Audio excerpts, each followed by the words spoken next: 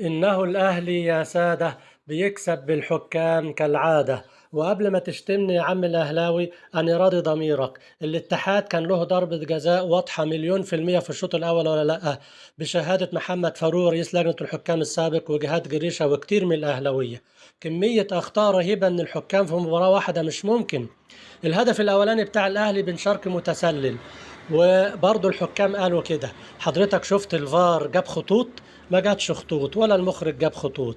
كمان ضربة جزاء بتاعة الأهلي، المدافع المسكين بتاع الاتحاد ايده على صدره والكرة اللي نازلة على ايده مش مكبرة جسمه ولا خارج حدود جسمه. ما بتنحسبش في كل الدوريات وكل مباريات في العالم. اتحسبت ضربة جزاء غير صحيحة بالمرة.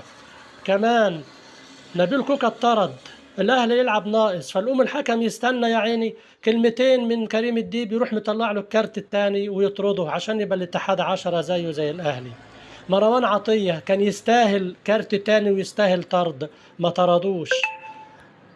مبروك عليكم القمة ومبروك عليكم الدوري، بس انتوا اللي هتخسروا المشاهدين والمتابعين. مفيش حد هيتفرج على المباريات ولا على الدوري لانعدام المنافسة. خلاص الأهلي بطل الدوري، الناس هتتفرج على ايه؟ سلام عليكم.